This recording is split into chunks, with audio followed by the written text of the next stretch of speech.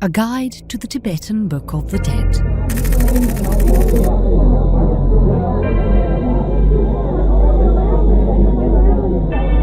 Introduction. The Tibetan Book of the Dead, also known as the Bardo Thodoi, is an ancient text that has its origin in the Tibetan Buddhist tradition. It is a guide to the intermediate state between death and rebirth. It is read or recited to someone who is dying or has recently died in order to help them navigate the hallucinations and visions that occur. The Tibetan Book of the Dead offers a unique perspective on the nature of consciousness and the human experience of death and rebirth, teaching that consciousness is not limited to the body and that death is not an end, but rather a transition to a new state of being. The Tibetan Book of the Dead origins can be traced back to the 8th century when the Tibetan king Trisong Detsen directed the Indian Buddhist master Padmasambhava to bring the teachings of Buddhism to Tibet. Padmasambhava, known also as Guru Rinpoche, brought the teachings on the bardos, or the states between death and rebirth, from his teachers in India. The teachings were later compiled into the text known today as the Tibetan Book of the Dead. However, the book is not considered to be Buddhist scripture in the traditional sense. Scriptures are texts that are the words of the Buddha or other enlightened beings, and they are considered to be the ultimate source of Buddhist teachings. The Tibetan Book of the Dead is considered to be terma, or a hidden treasure. Termas are believed to contain teachings that are specifically suited for the Tibetan cultural context. The Tibetan Book of the Dead, however, soon spread well past its Tibetan cultural context and across the globe, beginning with its translation into English. The text, which was written originally in Tibetan, was first translated into English by W.Y. Evans Wentz in 1927. It was later revised and retranslated by Francesca Fremantle and Kugiam Trungpa in 1975. The text has now been translated into many languages, making it widely accessible to readers all around the world. The Dalai Lama, the spiritual head of Tibetan Buddhism, has said that the Tibetan Book of the Dead is, quote, a very useful guide for everyone on how to approach death and the period after death, end quote. He also emphasized the importance of the teachings as a source of inspiration and guidance in everyday life, not just during the process of dying or after death. In the 1960s, the Tibetan Book of the Dead became very popular with the Western counterculture movement, who were attracted to its teaching on consciousness and the nature of reality. During this time, it inspired many works of art, literature, and film, including Pink Floyd's album The Dark Side of the Moon and the Beatles' groundbreaking single Tomorrow Never Knows from the Revolver album. We will look at the Tibetan Book of the Dead's vast impact on Western culture later in this video. In recent times, the Tibetan Book of the Dead has gained a wider audience in the West through its incorporation into practices such as yoga and meditation. In life, you make the mind. What happens when we die? Physics tells us that energy cannot be destroyed. Thus, it is when we die. That pattern of energy that we call mind or consciousness, that we identify as ourselves, continues. The body drops, but that pattern of energy that is consciousness remains. Consciousness is no longer associated with the body. Consciousness also is no longer anchored by the body. Consciousness is in a sense floating free of the body. This might at first glance seem not a bad thing, especially if the body had been diseased or in terrible pain. Tibetan Buddhists, however, have a saying, quote, in life, you make the mind. In death, the mind makes you, end quote. What does this mean? That while you were alive, with the anchor of the body, when you thought something, you were limited on acting or releasing that thought by the limitation of the physical body. For example, if you thought, I would like to be in Paris, you would need to go through the whole process of getting on a plane, etc. Now, however, in death, when consciousness is loosed from the body. If you think I want to be in Paris, immediately you are in Paris, or at least the dream realm version. This might seem like a lot of fun until you begin to think of some of the not-so-great thoughts you have, thoughts that while alive are slowed in realization by the physical limit of the body, thoughts that in death will become your reality instantly, sometimes in rapid, unending, exhausting succession. Have you ever thought, I like to kill that person? Now, one might begin to get a sense of the importance that Tibetan Buddhists put on the purification of the mind while alive, while you are still anchored by the body. A purification based on gratitude, compassion, kindness, loving thoughts, and the deep recognition of the inherent empty ground of mind. In death, the mind is going to make you. The mind forms and dream realms that one tends to experience during the dying process and after death are formed by the type of thinking, the mind forms you entertained or clung to while alive.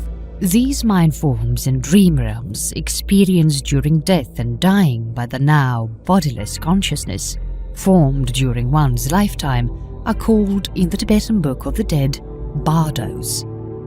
Bardos are formed by the karmic energies or repeated thoughts that one accumulated during their lives.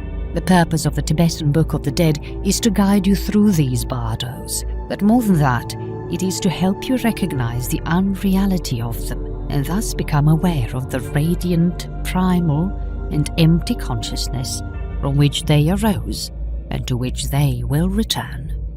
The bardos. The consciousness of the deceased passes through a series of bardos that exist between their death and rebirth. This lasts, according to the Tibetan Book of the Dead, for a period of 49 days before being reborn into another body. While passing through these bardos, the consciousness of the deceased experiences a series of hallucinations and visions. These visions are caused by the karmic energies that have accumulated during the individual's previous lifetimes. These visions can be either of a positive or negative type, depending on the individual's past actions and the state they were in at the time of death. The Tibetan Book of the Dead teaches that the ultimate goal is to recognize the true nature of these visions and to let them go in the primordial ground. If the deceased can recognize and release the visions appearing as they pass through the bardos, then they will attain a better birth and ultimately enlightenment. The Tibetan Book of the Dead is divided into 3 main sections: the bardo of life, the bardo of dying, and the bardo of Dharma Nirvana. Each of these sections is further divided into sub-bardos that describe and map the various experiences and visions that may occur during the process of dying, after death, and in the process of rebirth. The bardo of life. This is the bardo of living. It includes the present moment and all of life's experiences. It does not, however, have any sub-bardos. The bardo of dying. Sub-bardo of the inward experience of dying. Sub-bardo of the outward experience of dying. The bardo of Dharma Nirvana. Sub-bardo of the experience of the clear light of reality. Sub-bardo of the experience of the ground luminosity. It is important to note that these sub-bardos are not necessarily distinct stages that occur in a linear progression. Instead, there are different aspects that may arise at any time during the process of dying, after death, or in the process of rebirth. The experience of the bardos.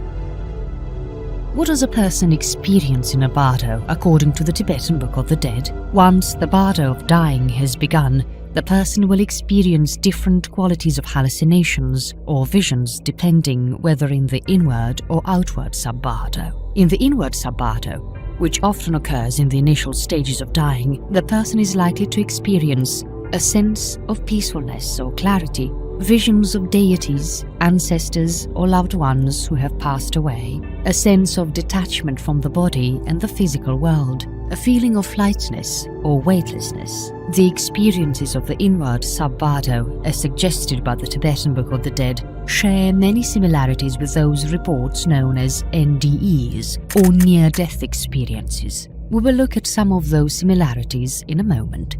In the outward sub-bardo, which often occurs in the initial stages of dying, the person is likely to experience physical sensations such as heat, cold, pressure, or pain, sensations of movement or being pulled in different directions, sounds or voices that they may hear. Beyond the initial sub-bardos of the inward and outward is another root bardo, the bardo of Dharma Nirvana. The individual in this bardo may experience a further variety of hallucinations or visions depending on whether in the sub-bardo of clear light of reality or the ground luminosity. In the clear light of reality, they may experience a sense of pure, unmodified consciousness, a sense of unity with all of existence. In the ground luminosity, they may experience a sense of the primordial awareness that underlies all of existence, visions of various deities or celestial realms. These descriptions are very generalized. Each individual's experience of a bardo or sub-bardo may be very different. However, it is held by the Tibetan Buddhists and the Tibetan Book of the Dead that the most auspicious stage, and the stage for the greatest chance of an improved rebirth or even enlightenment, is while passing through the bardo of Dharma Nirvana. The Tibetan Book of the Dead and NDEs. Near-death experiences, NDEs, are first-hand reports from people who have experienced a near-death event, such as a cardiac arrest or a serious accident. The overwhelming reports from NDEs is that the person often experiences a profound sense of peace, a sense of not being limited to the body, loving encounters with deceased loved ones or spiritual beings. Some researchers have noted that there are striking similarities between the descriptions of NDEs and the bardos described in the Tibetan Book of the Dead. One of the main similarities between NDEs and the bardos is the sense of peace and well-being, as we have seen in the Tibetan Book of the Dead. The bardo of dying and the bardo of Dharma Nirvana can be states of great peace and clarity, free from suffering, and where one is able to connect with their enlightened nature. Similarly, many people who have had NDEs report feeling a sense of profound peace and acceptance during their experience, even if they were previously experiencing great physical pain or fear. This sense of peace is often described as being much deeper and more profound than anything they had ever experienced in everyday life. This is often accompanied by a sense of being at one with the universe or with God, Source, or a higher power. NDE's reports also describe an experience of consciousness expanding beyond the limits of the body. Both the bardos of dying and Dharma Nirvana are described in the Tibetan Book of the Dead as states where the individual's consciousness becomes detached from the body and experiences an expansive and limitless sense of being.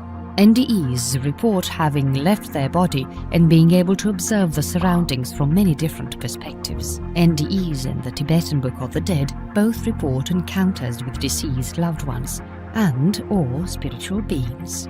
These encounters are often described as being extremely comforting and reassuring.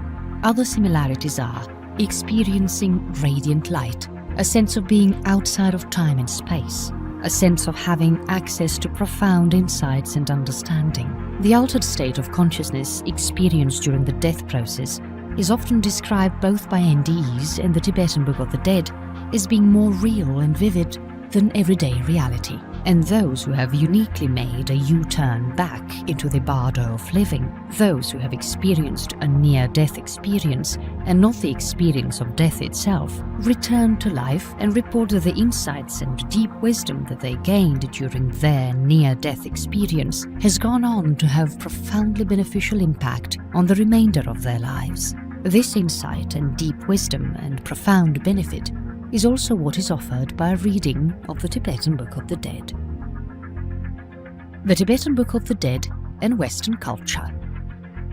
The Tibetan Book of the Dead has had a significant impact on Western culture. Many Western artists, writers, thinkers, and musicians have embraced the book because of its insights into the nature of consciousness and the human experience. A primary concept in the Tibetan Book of the Dead is that of ego death. This is the idea that the ego, or sense of separate self, is a temporary and illusory construct that must be seen as false or unreal in order to achieve enlightenment. It is this idea which influenced those Western thinkers and artists on the Tibetan Book of the Dead as a source of creative inspiration and guidance. One prominent example is Timothy Leary. This famous controversial psychologist and counterculture icon was best known as a leading advocate of LSD as a means of achieving spiritual enlightenment. Leary, along with Ralph Metzner and Richard Alpert, later known as Ram Dass,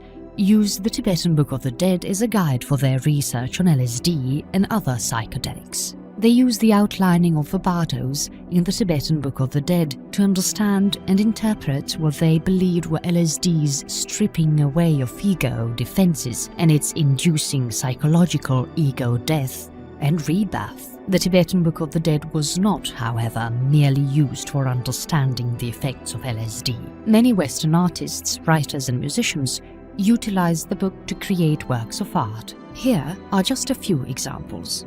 French composer Pierre-Henri used the text as the basis for his pioneering 1963 electroacoustic ballet work La Voyage, released in 1967. The late 1960s band, the Third Bardo, took their name from the Tibetan Book of the Dead. Finnish composer Erik Bergman composed a work titled Bardo Thodor in 1974. Philip K. Dick's 1969 novel Yubik is inspired by the Tibetan text and features a direct quote from it by one of the characters. The 1991 book The Tibetan Book of Living and Dying by Sogyal Rinpoche is an updated version of the Tibetan Book of the Dead. As recently as 2017, the American writer George Saunders released the experimental novel Lincoln in the Bardo, which became a bestseller and tells the story of Abraham Lincoln grieving the death of his son while passing through many of the bardos described in the Tibetan Book of the Dead. Screenwriter and film producer Bruce Joel Rubin considers his 1990 film Jacob's Ladder to be a modern interpretation of the Tibetan Book of the Dead. The 2009 French film Enter the Void was based on the Tibetan text. In television, the popular show Twin Peaks includes a reference to the Tibetan Book of the Dead in an episode where a character is dying. And the Tibetan Book of the Dead continues to have an impact on Western culture. Conclusion. Despite its ancient origins, the Tibetan Book of the Dead is still relevant and important to read today. It provides a unique perspective on the nature of consciousness and the human experience of death and rebirth. Its teachings emphasize the importance of recognizing the true nature of reality and offer wise guidance on how to navigate the intermediate state between death and rebirth. For those people interested in exploring spiritual and philosophical questions about the nature of consciousness and the meaning of life, the Tibetan Book of the Dead can provide profound insight and deep wisdom. But perhaps the most important reason to read the Tibetan Book of the Dead is the practical guidance it provides for those who are facing death or are caring for someone who is dying. The text provides a detailed map of the experiences and visions that may occur during the process of dying and after death. It offers practical guidance and step-by-step instructions on how to navigate the arising experiences during the death process. This can be especially helpful for those who are dealing with the practical and emotional challenges of caring for someone who is dying, as it can provide a sense of direction and purpose in the face of such a difficult time. The Tibetan Book of the Dead is also an important cultural and literary work. This classic text of Tibetan Buddhism has played a significant role in the development of Tibetan culture and spiritual practice. The reading of the Tibetan Book of the Dead provides invaluable insight into the history and culture of Tibet, as well as its broader Buddhist tradition. The Tibetan Book of the Dead also emphasizes the importance of mindfulness and compassion. The text advises the deceased and the living to cultivate mindfulness and to cultivate a compassionate attitude towards all beings. Thus, the Tibetan Book of the Dead is not merely guidance for the dead and dying, but for the living as well. By reading and taking in its wisdom, one will cultivate a deeper understanding of the nature of reality while developing a more compassionate and mindful approach to life.